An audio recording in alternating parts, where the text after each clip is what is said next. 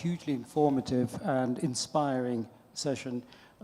My question, of course, is very complex, but in just a couple of minutes, I just wanted to ask whether Africa could take its leadership in thought to leapfrog the challenges of technology. We've heard that in the field of intelligence, for example, there are enormous potential, and of course we shouldn't shirk from using that capability to kill, if necessary, those who want to kill innocents. But when we get this information available to us in a very graphical fashion, fused with human intelligence, with technical intelligence and visual intelligence, it gives us the impression of accuracy.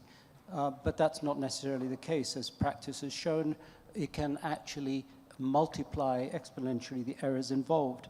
And the cost of getting things wrong, as we discovered when we used similar technology in Afghanistan, was only about $150 for a young child being killed. That's what we paid the father. And if his wife was killed, then we paid him $300.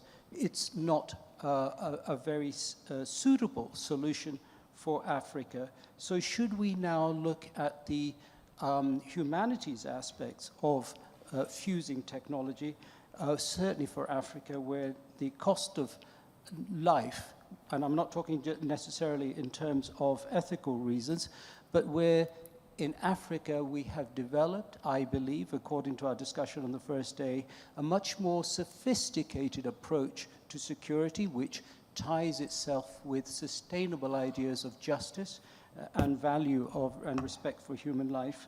Should we not look at investment in research and development, Honourable Minister, in how that technology is used, and using very good ideas such as thinking fast, thinking slow, using that analogy to apply it to information? Thank you, sir. In the middle there again. Yes, the microphone, the person next to you.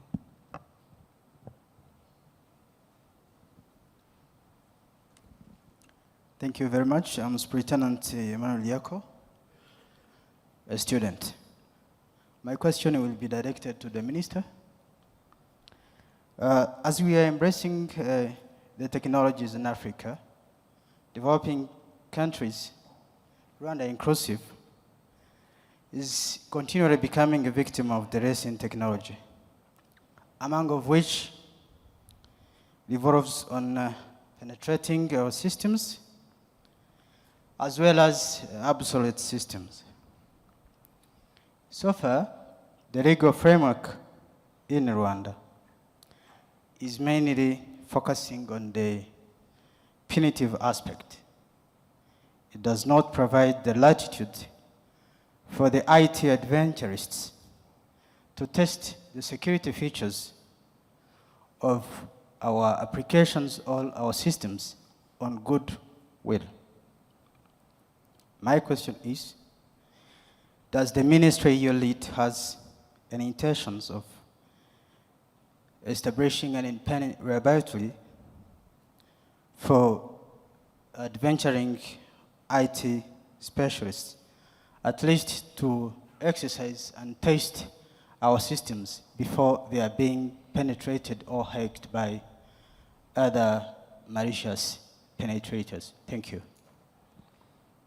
Let's have a question next. Yes. Next person there.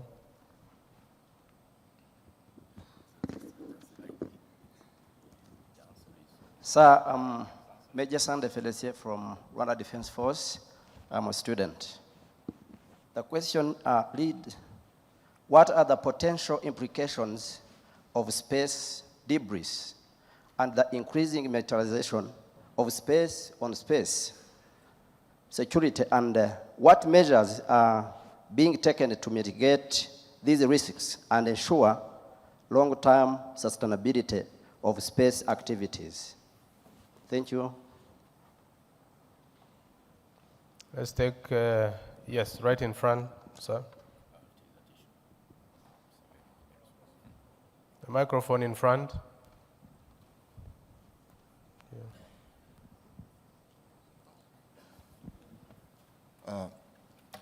First of all, I take this. I'm Brigadier General Dr. Emmanuel Shirinji. I'm the Defense Advisor Rwanda from Uganda. First of all, I take this opportunity to thank the panelists for giving us a great insight about digital technologies. I take note of the broad impacts of digital technologies that, as the Brigadier General from Israel said, are undergoing a continuous and ongoing competition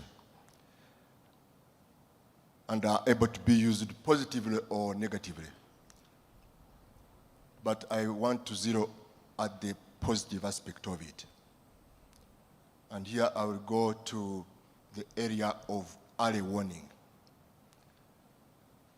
and further zero on, especially on weather and security, whereby on whether we are constantly being overrun and surprised by the vagaries of nature, floods, earthquakes.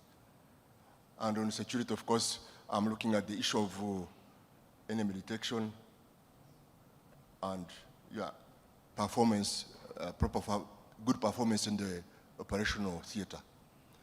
So when I look at that, I really wonder, with the coverage we have, the issue becomes really strategic that we need to invest this, take it a bigger step so that the digital technology is employed to enable us overcome these challenges. Thank you. Thank you, sir. Let's take one last one and then we'll right in the middle there. Yes. And then we'll have the panel respond.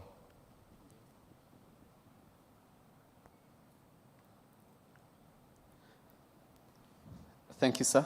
I'm Lieutenant Colonel Simplice Mlenzi, a student. So we understand that digital technology is important in various ways, particularly diplomacy, economy, and security, as earlier mentioned. However, it's quite expensive, as you rightly said, in terms of investing and also developing the knowledge in gadgets, manufacturing the gadgets, and establishing internet connections around Africa. However, when you look at the purchasing power of an ordinary African, you find it quite still low. And this affects the outcome or the result of being beneficial to many other than few who are able. Now, my concern is, what are the strategies to make sure that the purchasing power of an ordinary citizen in Africa is actually increased so that he can be able to access the internet at low cost, and also the gadgets that can enable him or her to benefit to all these digital technologies we are mentioning about, especially in terms of security. Thank you. Thank you. I'll not be taking another round of questions. If there is one final burning, yes, sir, we'll take that and we'll end it there. Here in front.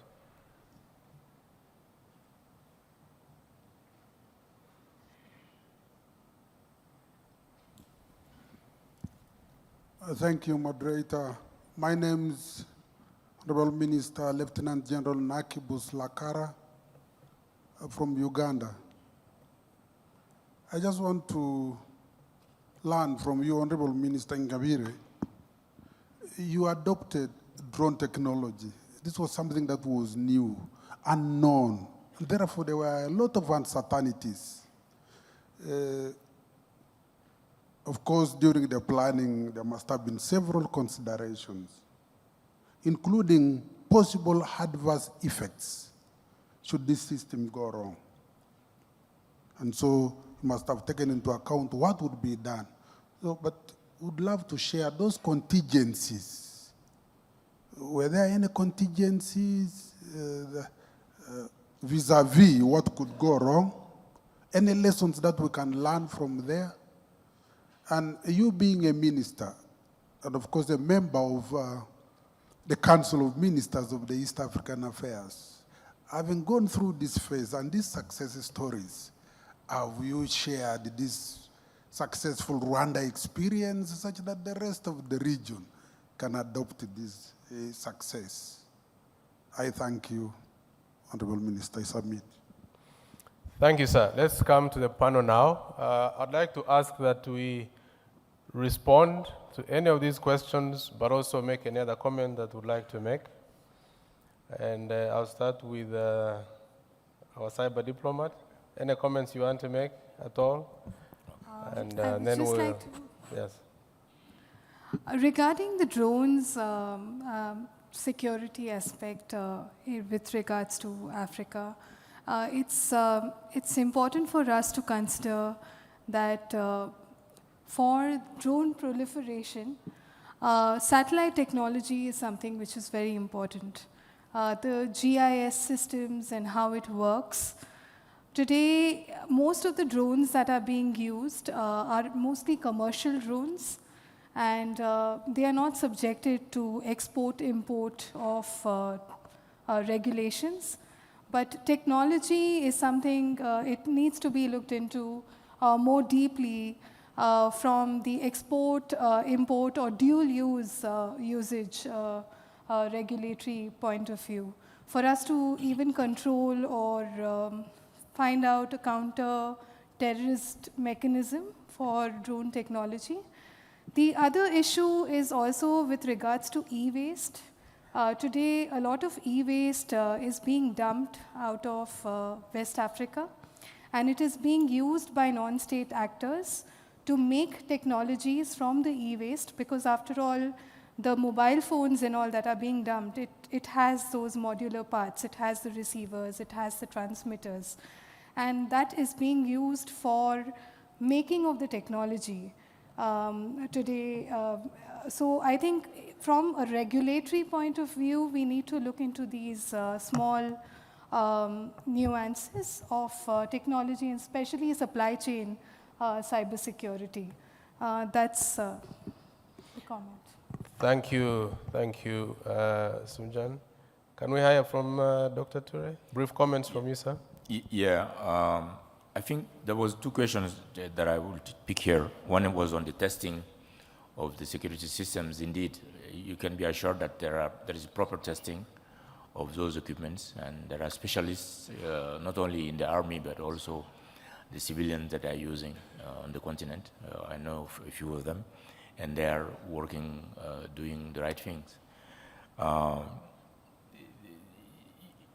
the other question on the potential implication of space debris, I take that question because I'm a satellite engineer and I know a lot about the waste that is happening in the system, especially in the geostationary orbit.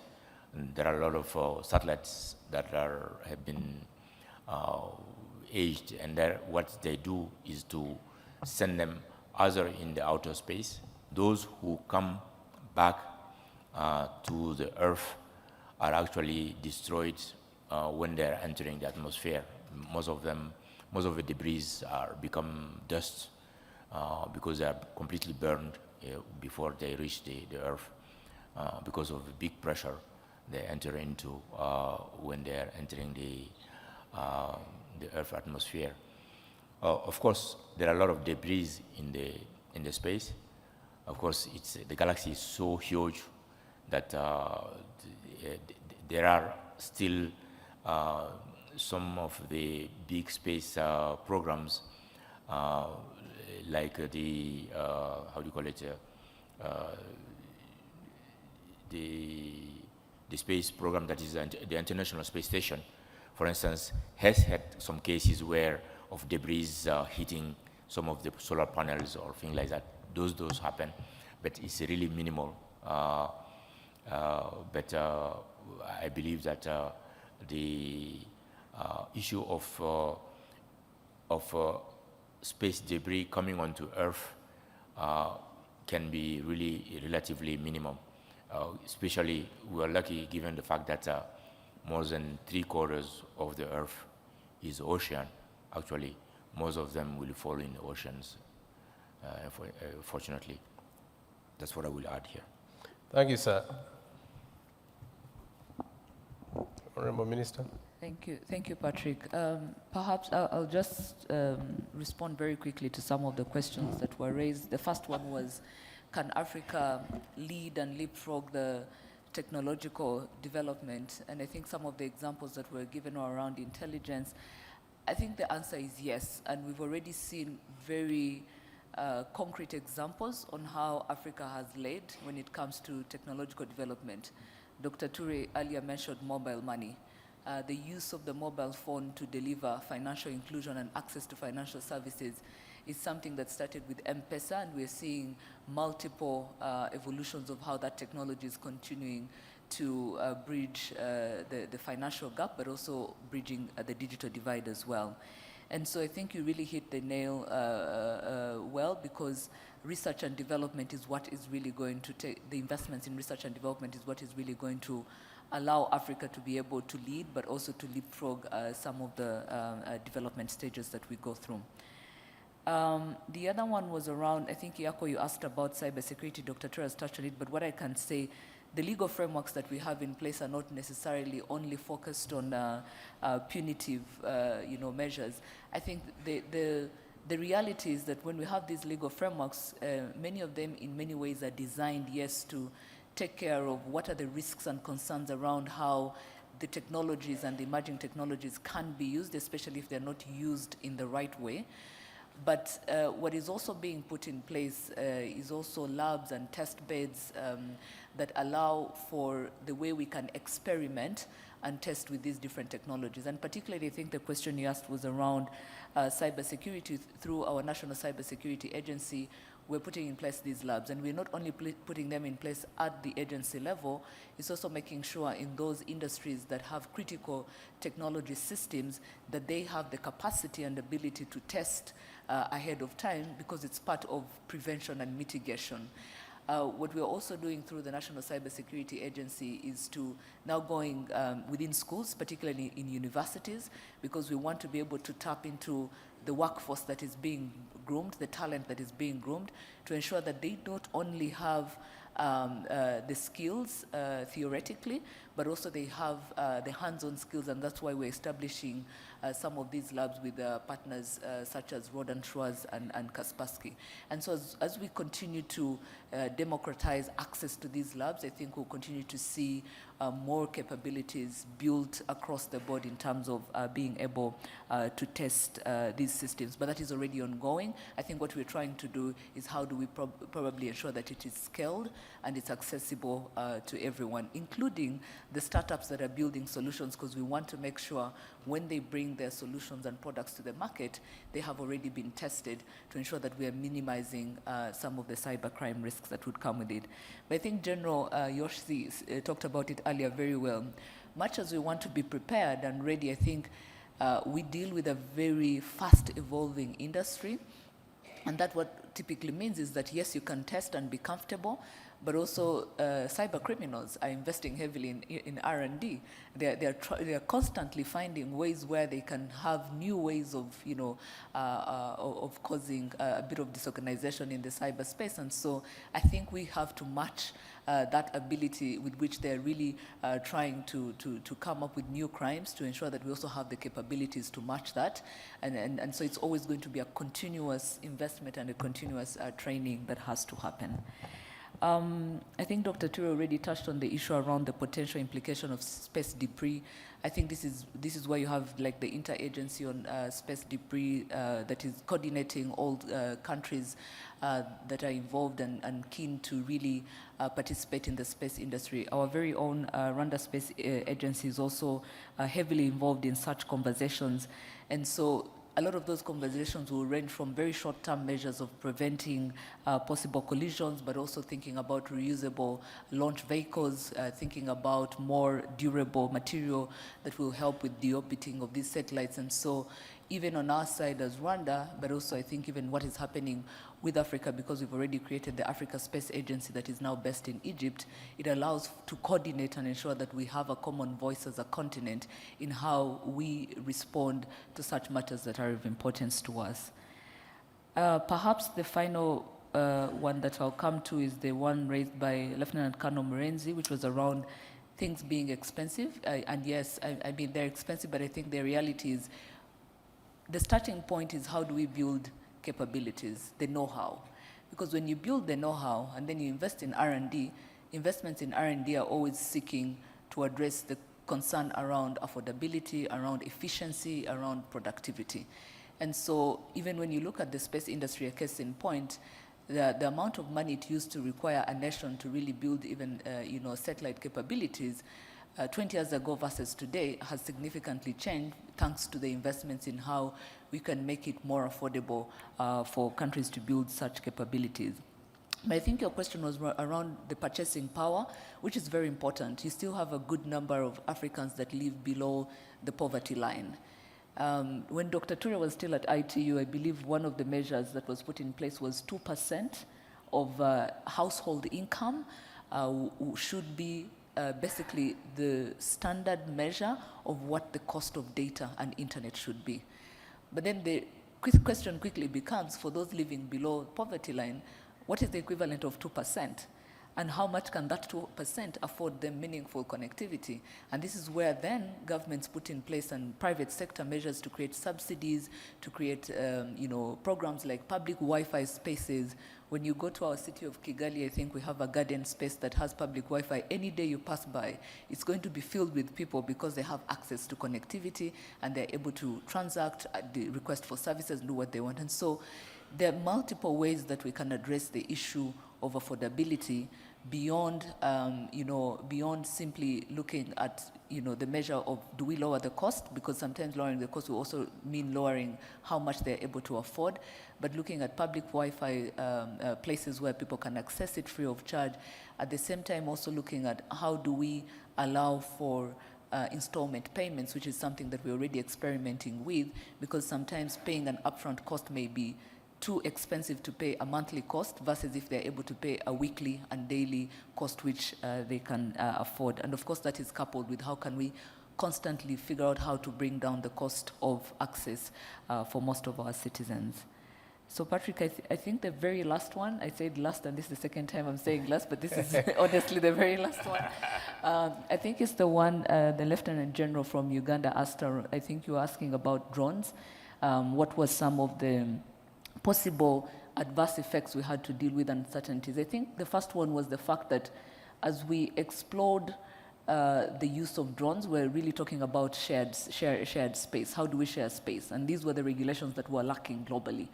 And so one of the things we had to look at was, can we even figure out a path within the country? And that is why delivering medical products, starting with blood, to rural areas was a good candidate for as a use case application, because we're going to rural parts of the country where we would minimize at best, even by setting up where the distribution hubs would be and allowing to minimize the concern that we had around if we don't have rules of engagement around how you share the space, how do we cater for that?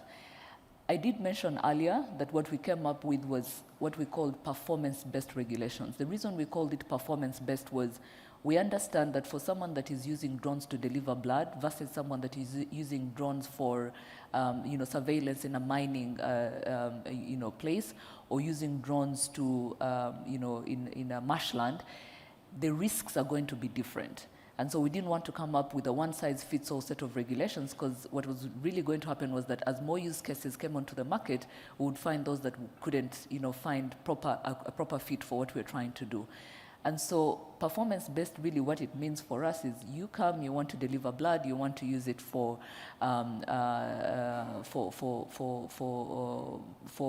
marshland irrigation. What we do is to say, okay, what are the risks involved with doing that activity? Then we sit down with this operator and figure out those risks that may be unique to each use case, and then have mitigation measures that support. I think the final question you asked is how do we share this? I guess even my being invited here to share some of these stories is one of the ways that we continue to share some of these success stories. Dr. Ture mentioned Smart Africa platform where we're able, it's a knowledge hub where every country is able to share what has worked for them, but also what hasn't worked, because we don't want to reinvent the wheel when we implement some of these innovations. General, final comments from you. Minister, I'll come back to you one last time. This will be from me, but before that, General. Yeah, just one word about the question of early warning, and in general, the way, also the first question about how far can we trust the information that we develop through artificial intelligence and new technologies. There is a problem. There definitely is a problem, because you may lose the ability to know how exactly you reach the conclusion. And, but if you repeat the same process again and again and again, you get results that you can rely upon, then you begin to believe that you can really trust the results you get. Now, in some of the cases we did practice, for example, with Iron Dome, we are 96% success in intercepting incoming rockets. We rely on, but that doesn't mean that because we are so cautious, we give up on the man in the loop. In none of these systems we give up on the man in the loop. We still keep the man in the loop, just to make sure that if something goes wrong, he can intervene. We did, I recommend those military people who want to see more in detail research. We just published research about what would have happened, speaking about early warning, if we had artificial intelligence in Pearl Harbor, or if we had artificial intelligence in Yom Kippur, in the debacle that we had in Israel. And the result is promising, but still keeps the need to rely on human beings. And the artificial intelligence has some advantages. First of all, it can reach all the information. Secondly, it can question many of the basic assumptions you make, and you never come back to check them. You believe that they are still valid, and even if they are not. So the artificial intelligence can check it. And thirdly, it doesn't have emotions. So it's not committed to what it said yesterday. It can say everything is something else, every day is something else, and this is critically important in making assessments. And, but that being said, it's not, it cannot replace the human being involved in the process, and we have to keep it. I'll stop at that, and I'll just add one more word before we finish. Because, yes, sir. My impression from what everybody else was saying here, especially the minister and the Dr. Ture, is that the potential is immense for Africa. Their awareness is there, and their readiness to invest in making good on the potential is there. I was very impressed with what my colleague panelists were saying in this respect. Thank you very much. Thank you very much, General. In fact, I'll pick from that point you mentioned. This session is meant to end at 10:30, so as we wind up, I wanted to take a final shot from the Minister, and I wanted to pick from what the General has just said. Immense potential for Africa, of course for Rwanda. You have been Vice City Innovation for Rwanda. There's actually an interesting historic relationship between Rwanda and the whole digital revolution. At a time when most of the generals, RDF generals and senior officers in this room were fighting to put an end to the genocide against the Tutsi in 1994, there are major developments that happened that have shaped and in fact became a launch pad for the entire digital revolution. One of them is that internet became commercialized and accessible worldwide and widely in 1994. Sometimes we think it has been around for much longer. In fact, the World Wide Web was invented in 1992, but it's only until 1994 that there was enough technology for an end user to effectively connect to the internet from wherever they are. So 1994, we can say internet became available to all of us. The second one is that although mobile networks had existed, GSM was also established in 1994. And GSM made it easier for countries like ours to be able to have mobile networks and be able to be part of the digital revolution. And fast forward, we are now in 2023. As a Minister of ICT, you talked about the proof of concept hub. I wanted you to give us your parting shot in terms of where do we go from here? How do we develop this potential to realize the benefits of the emerging digital energies for the continent? Minister, your final parting shot. Thank you very much, Patrick. I think it's a tough question to even summarize everything we've had, but to respond to that, I think it comes back to the 1.4 billion market that we have. It's already a good enough market if we are able to join forces and efforts to really build the right capabilities in how we can, leverage the impact of emerging technologies. And I think one thing perhaps that maybe we didn't, discuss a lot on this panel is that impact can be varying in our particular context as Africa, in the sense that in certain places you have equity, other places you will not. And so I think as we go forward, one, we have a market that we can tap into, and I believe yesterday you had great conversations with the panel that was really looking at the continental free trade area and what the opportunities are. For us, in a digital sense, where do we want to see more coordinated, partnerships and effort across the continent? One, it starts with regulations. I think earlier you did Her Excellency, the CyberDiplomat, talked about most countries in Africa having, data governance laws. Last year, when Rwanda was putting in place our data protection and privacy law, we realized we had about 26 countries that had data protection and privacy laws.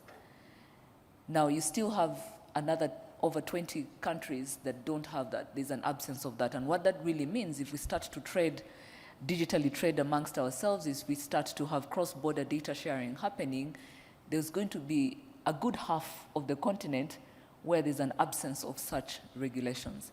But then the other good half that has them, they're not necessarily aligned because they feel like different pieces of regulations.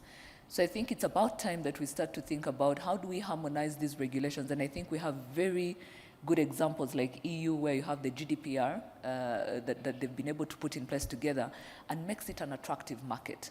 When most people are coming to invest on the continent, they'll probably not look at Rwanda's 13 billion market, or even if they're looking at Nigeria's that is over that. But in essence, if we're able to have these coordinated policy and regulatory frameworks, then our 1.4 billion market becomes very attractive. And I think that's one thing that even living here, we can collectively do as we think about the impact of digital technologies. And I think the final one will be on infrastructure. We've talked about the different investments that are happening in infrastructure. How do we close the conversation on access to meaningful infrastructure in the next 5 years? The pace at which we make infrastructure investments, when we calculate, we almost have another 50 years before we close that gap. And I think if we really want to lead and leapfrog, we don't have 20, 50 years from now to still be doing, very slow-paced implementation of closing the infrastructure gap. So for me, those are the two key things I feel like moving away from this conversation, we can do together. And when we come back next year, at least we have one of them, which is regulations, ticked off the list of things that we need to coordinate. With that, we come to the end of this session. In session 1, we're reminded that when you are not on the table, you are on the menu. That is as much true for everything else as it is for emerging digital technologies. Let's strive to make the most of this and truly, truly be part of this revolution. On this note, I hand over to the MC a more final round of applause for our panelists as we go back to our seats. Thank you very much. Thank you very much, Colonel Patrick, for a very good moderation. It is now time for the tea break. We are coming back at 11.